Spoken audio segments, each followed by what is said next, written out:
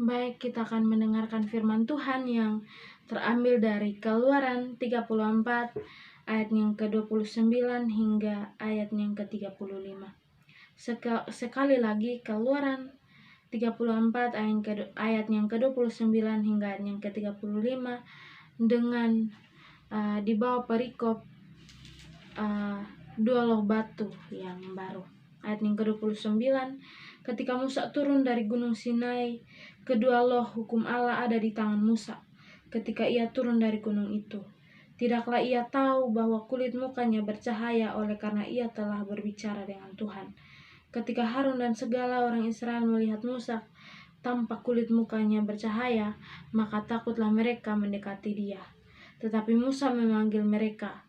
Maka Harun dan segala pemimpin jemaah itu berbalik kepadanya dan Musa berbicara kepada mereka. Sesudah itu mendekatlah segala orang Israel. Lalu disampaikannyalah kepada mereka segala perintah yang diucapkan Tuhan kepadanya di atas gunung Sinai. Setelah Musa selesai berbicara dengan mereka, diselubunginyalah mukanya. Tetapi apabila Musa masuk menghadap Tuhan untuk berbicara dengan dia, ditanggalkannyalah selubung itu sampai ia keluar. Dan apabila ia keluar, dikatakannya kepada orang Israel apa yang diperintahkan kepadanya. Apabila orang Israel melihat muka Musa, bahwa kulit muka Musa bercahaya, maka Musa menyelubungi mukanya kembali sampai ia masuk menghadap untuk berbicara dengan Tuhan. Demikian jauh pembacaan firman kita pada saat ini, dan yang dikatakan berbahagia adalah setiap kita yang mendengarkan firman Tuhan. Bukan saja mendengarkan firman Tuhan, namun kita juga melakukannya dalam kehidupan kita hari lepas hari. Shalom Bapak Mama saudara-saudara sekalian. Sekali lagi shalom. Salam damai sejahtera untuk kita semua. Saya akan membacakan satu pantun bagi kita. Sungguh licin si daun talas, bentuk fisiknya lunak. Saya yang di depan akan memperkenalkan diri. Mohon izinkanlah saya untuk memperkenalkan diri. Saya atas nama Yakomina Manu. Saya dari Fakultas Teologi Universitas Kristen Satya Wacana di Salatiga. Saya asalnya dari NTT, Nusa Tenggara Timur, dan saya saat ini boleh berkenan hadir di tengah-tengah Bapak, Mama, Saudara-saudari sekalian untuk melakukan khotbah atau praktek khotbah homiletika kedua saya, dan saya sangat bersyukur boleh ada di tempat ini bersama-sama dengan Bapak, Mama, Saudara-saudari sekalian. Tema yang diberikan kepada saya yaitu keberanian menyingkapkan selubung. Sekali lagi, tema kita yaitu keberanian menyingkapkan selubung. Ini adalah tema yang diberikan oleh gereja kepada saya, dan kemudian saya akan bersama dengan Bapak, Mama, Saudara-saudari sekalian melihat arti atau tema kita saat ini secara sederhana. Di sini kita akan melihat arti kata menyingkapkan dalam Kamus Besar Bahasa Indonesia di sini, yaitu membuka, menyelak, atau membuka sedikit atau menyingsingkan. Kemudian arti kata selubung itu sendiri dari Kamus Besar Bahasa Indonesia itu artinya kain dan sebagai penutup kepala, penutup wajah, atau penutup tubuh lainnya. Nah, jika kita lihat dari pengertian yang tadi, pengertian di atas, penjelasan di atas, maka tema kita jika disederhanakan maka akan menjadi seperti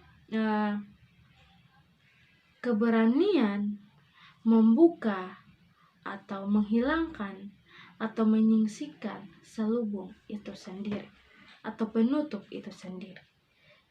Nah, Di sini kita bisa melihat bahwa kata selubung pada konteks ini merujuk pada kisah Musa yang kita baca tadi, di mana Musa kemudian menyembunyikan cahaya yang merupakan kemuliaan yang ada pada wajahnya di saat ia berhadapan dengan orang Israel saat itu, ketika ia turun dari Gunung Sinai setelah berbicara dengan Tuhan, dan ia kemudian menyelubungi wajahnya atau menutup wajahnya.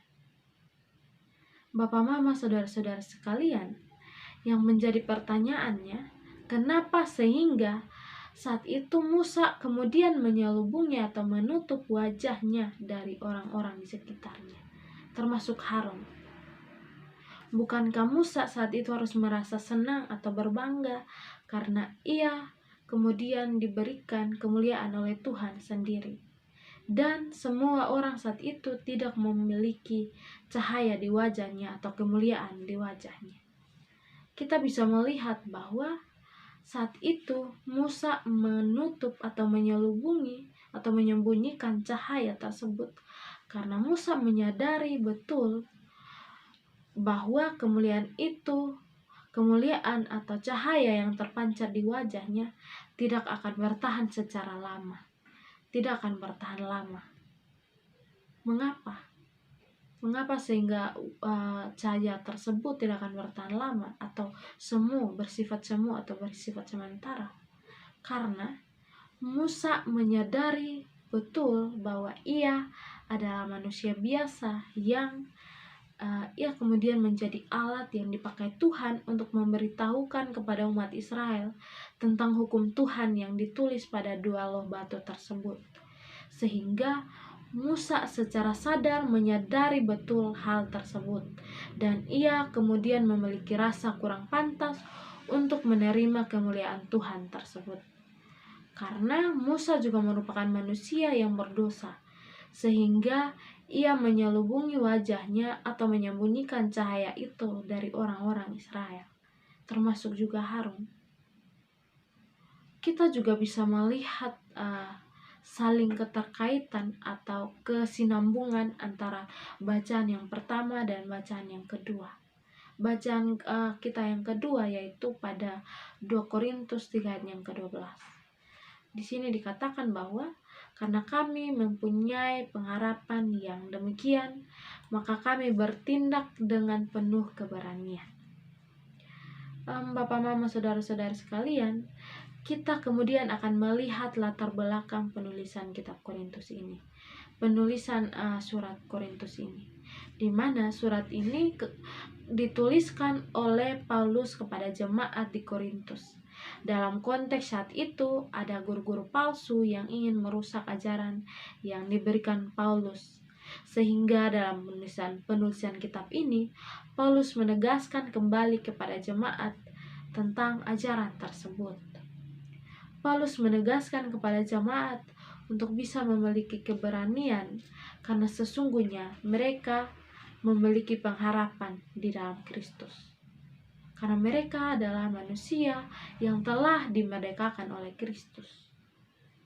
Di sini Paulus juga menegaskan tentang penyingkapan terhadap selubung itu sendiri, di mana ketika kita membaca pada ayat selanjutnya, maka di situ Paulus menegaskan tentang kehadiran Kristus pada hati kita.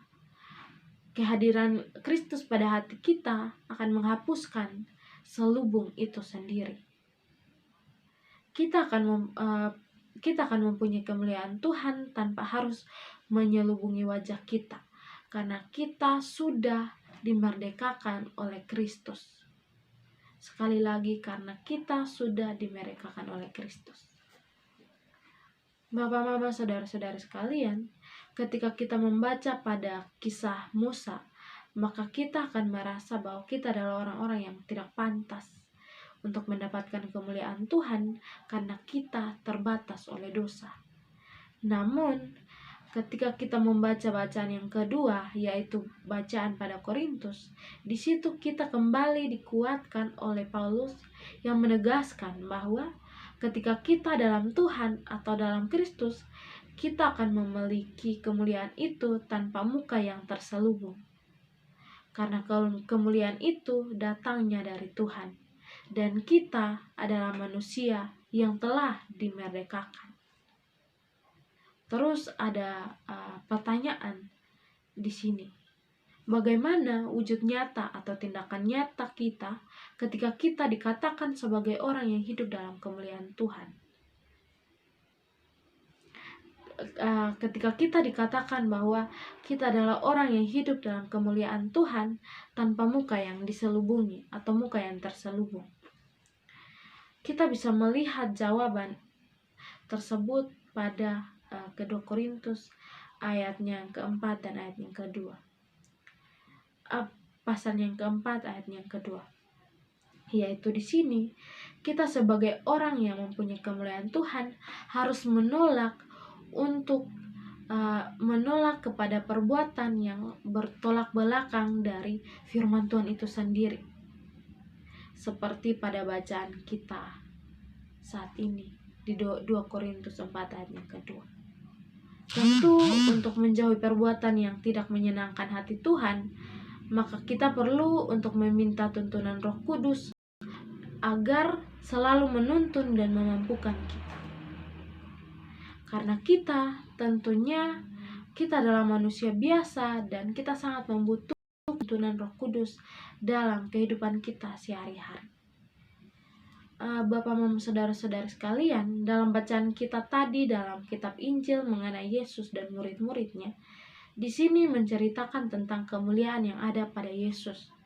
Ketika mereka berada di atas gunung dan berdoa, di situ juga dikatakan bahwa setan atau roh jahat itu takut terhadap Yesus. Karena Yesus adalah Tuhan itu sendiri, dan di dalamnya terpancar kemuliaan yang kekal.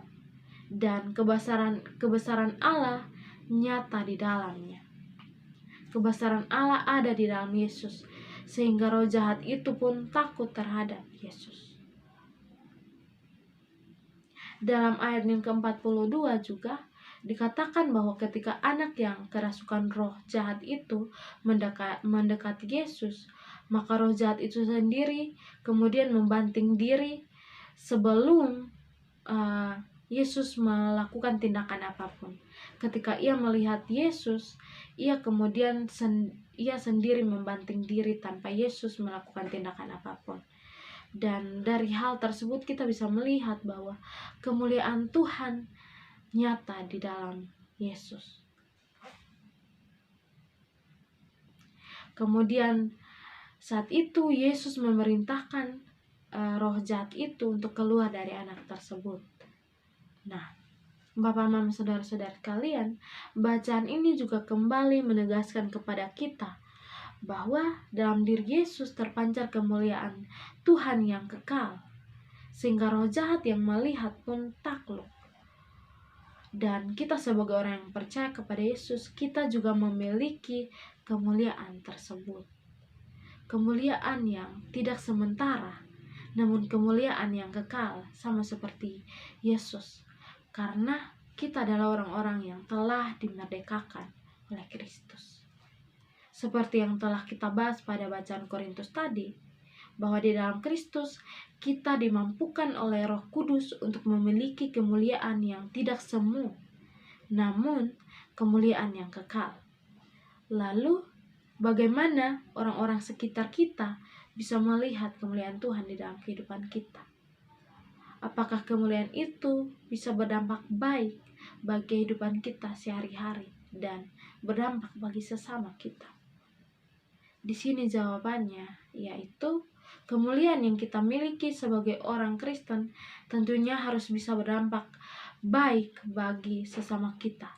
Di sini kita dipanggil bukan untuk menunjukkan betapa hebatnya kita, namun menurut saya pribadi, ketika kita bisa melakukan hal-hal sederhana yang kemudian memberkati orang-orang di sekitar kita, misalnya menolong orang, memberi, mengasihi, membawa damai sejahtera. Kemudian hal-hal sederhana atau hal-hal simpel ini yang kemudian membawa kita kepada kemuliaan itu sendiri. Tanpa kita sadari, kemuliaan yang kita miliki bisa dilihat oleh sesama kita, dan orang-orang yang berada di sekitar kita bisa melihat kemuliaan Tuhan di dalam diri kita. Di sini ada sebuah ilustrasi yang ingin saya gunakan untuk bisa membantu dan menolong kita agar bisa mengerti lebih dalam mengenai firman kita saat ini. Di sini dalam ilustrasi ini mengatakan bahwa ada sebuah gereja yang jauh dari hiruk pikuk kota, dan dalam gereja tersebut ada seorang bapak yang bekerja sebagai koster atau penjaga gereja begitu. Nah, di dalamnya pada suatu sore bapak koster ini kemudian diperhadapkan dengan dua pilihan, di mana pilihan pertama, ia harus ke gereja untuk membersihkan gereja karena ada kegiatan yang akan berlangsung saat itu, dan itu merupakan tugas dan tanggung jawabnya sebagai koster. Ketika ia memilih untuk menjadi koster, maka itu adalah tugas dan tanggung jawabnya. Pilihan yang kedua, ia harus menolong tetangganya yang sakit dan membutuhkan bantuannya untuk bisa pergi ke rumah sakit. Karena dalam keadaan saat itu, koster tersebut sendiri yang mempunyai kendaraan.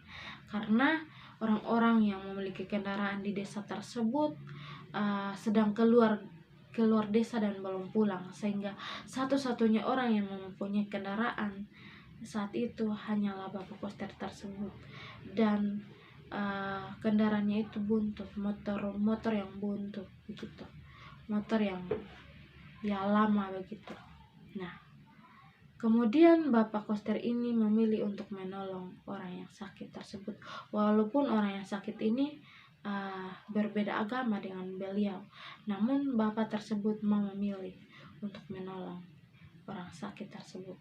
Nah, untuk yang menjadi pertanyaan refleksi bagi kita semua saat ini, yaitu apakah keputusan yang dibuat oleh koster ini adalah keputusan yang tepat?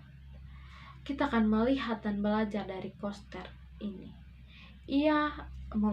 Koster ini memiliki hati yang besar dan mau menolong sesamanya, walaupun hanya dengan hal yang sederhana, tanpa ia kemudian memikirkan tugas dan tanggung jawabnya. Ia melakukan hal tersebut dengan sepenuh hati, dan ia menggunakan motor buntutnya untuk bisa menolong orang sakit, dan walaupun orang tersebut berbeda agama dengan dia, namun ia masih mau untuk menolong orang tersebut. Dan ini adalah poin menarik yang bisa kita catat, bahwa ketika kita disebut sebagai anak Allah yang memiliki kemuliaan, maka tentunya kita juga harus bisa berdampak baik bagi sesama kita. Karena sesungguhnya kita dipanggil bukan saja untuk diri kita sendiri, tetapi untuk menjadi anak yang terang dan membawa cahaya yang bisa dirasakan oleh orang lain, dan bukan untuk diri kita sendiri.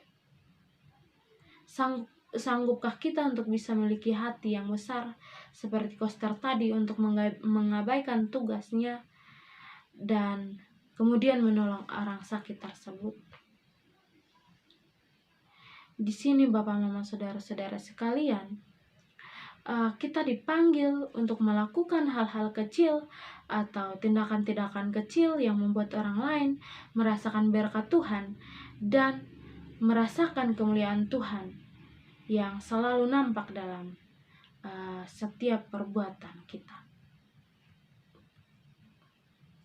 Ada sebuah pepatah yang saya dapat dari teman saya saat saya sedang merawat teman saya yang sakit, dan tugas kuliah saya sedang hambur adul atau sangat kacau begitu. Saya curhat atau saya bercerita ke teman saya, dan kemudian ia mengatakan bahwa tidak apa-apa, melayani bukan saja ketika kita di atas mimbar dan berkhotbah, namun melayani juga bagaimana kita bisa mengaplikasikan dalam kehidupan kita sehari-hari dengan sesama dan menolong mereka yang membutuhkan bantuan kita. Mungkin ini adalah satu kata-kata yang bisa saya berikan kepada Bapak Ibu Saudara-saudari untuk bisa kita untuk bisa kita renungkan dalam kehidupan kita. Di akhir khotbah saya mengatakan bahwa hiduplah sebagai orang Kristen yang merdeka oleh Kristus dan tidak menyelubungi wajah karena dosa. Tapi lakukanlah hal-hal sederhana dalam tuntunan Roh Kudus yang membuat orang lain merasa terberkati dan mereka bisa melihat kemuliaan Tuhan di dalam kita. Amin. Tuhan Yesus memberkati kita dengan firman-Nya.